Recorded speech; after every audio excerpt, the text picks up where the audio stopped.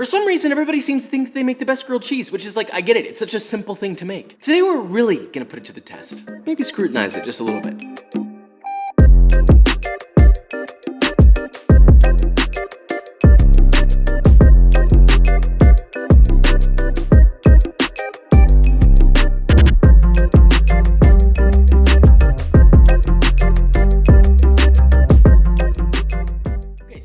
Grilled cheese, you know what it is. It doesn't really need that much of an introduction. Grilled cheese in just about any format is somehow decently good, even with the processed waxy cheese.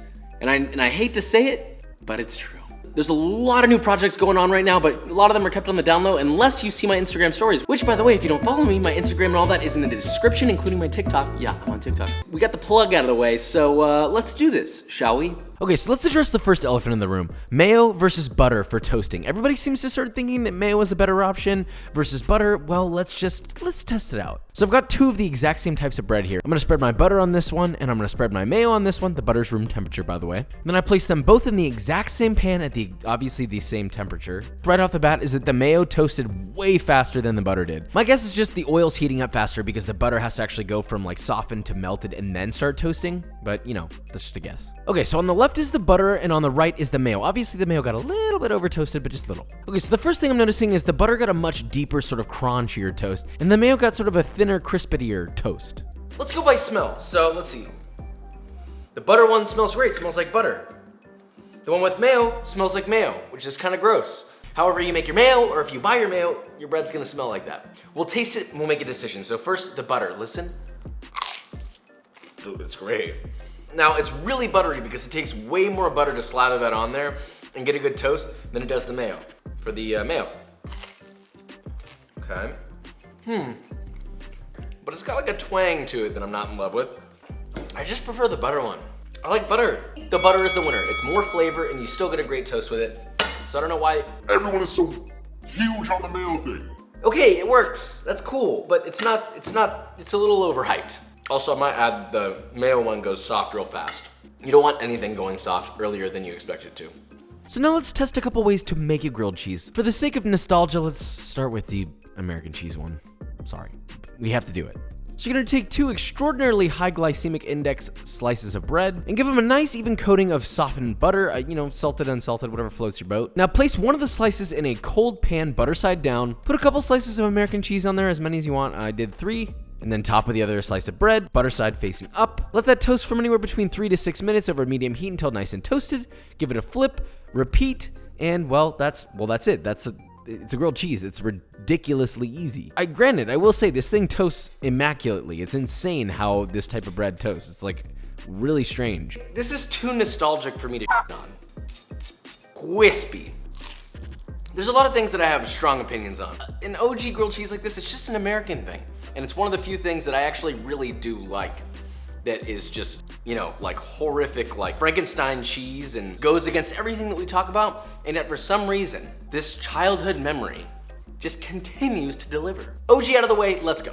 Okay, so let's make something a little more our speed. So I've got a country sourdough loaf of bread, slice that bad boy up, slather it with butter the exact same way, not too thick or not too thin. I would say about a half tablespoon or 7 grams per slice, maybe even more. 3 cheeses, cheddar, raclette, and Gouda. It's pronounced Gouda, but yeah, Gouda. Grate a 1/4 cup or about 28 grams each, and also be careful with your grater, please. So again, place your bread butter side down in a cold pan, mix those cheeses together and top with all the cheese, compress it and sort of press it down into, I guess, like a grated cheese patty. If you need to add more, add more. Then top with the other slice of bread, butter side up. Turn the heat on to medium heat and toast for 5 to 8 minutes or until nice and golden brown. Cheese is sort of beginning to melt. Flip it and repeat until cheese is melted and you got toasty brown. I prefer this bread for a lot of reasons. Well, cheese pull test, it passed. Could have put a little more cheese, I think, in the center. Always listen to the sound. Nice. Oh yeah, I'm supposed to be talking about this, but I just want to eat it. I just want to, it's in the brain. Let's do this. Okay, next one is gonna be a caramelized apple and brie grilled cheese. Can't go wrong with that. So to caramelize the apples, you're gonna use 2 apples, peeled, cheeked, and then cut into small bite-sized pieces, which equates to about 242 grams total after it's been processed. Toss that with 3.5 tablespoons or 44 grams of granulated sugar, a small pinch of salt, let that sit for about 20 minutes. Set the pot over medium-high heat and bring to a boil, then reduce to a simmer, and simmer until, well, caramelized and sticky. That's it. We're not making a jam. I want them caramelized on the outside, but not mushy on the inside. By the way, that recipe is enough for like one sandwich, so I would recommend doing probably a triple or a quadruple recipe.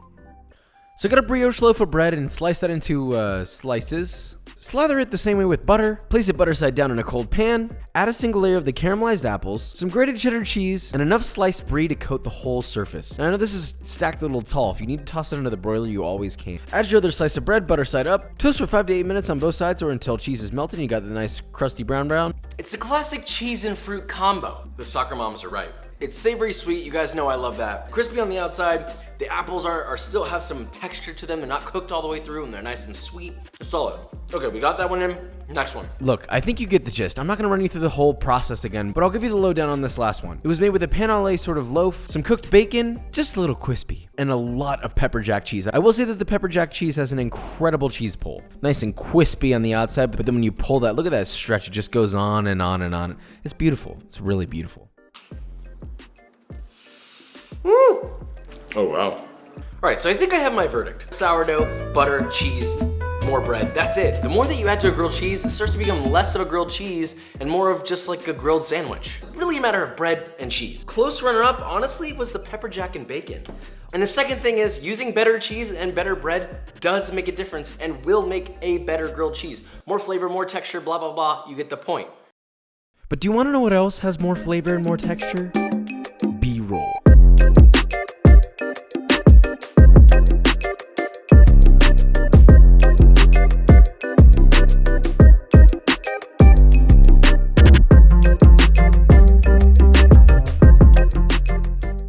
Guys, and that is it. So there are many ways to make a grilled cheese, but like I said before, you know, you can only put so many things on a grilled cheese before it stops becoming a grilled cheese. So let's all collectively sit together and remember that.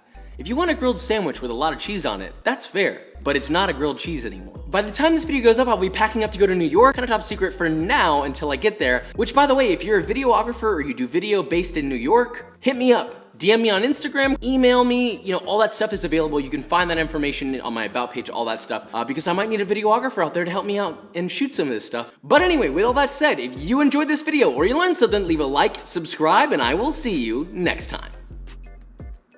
Wait, I gotta close this. Jesus Christ.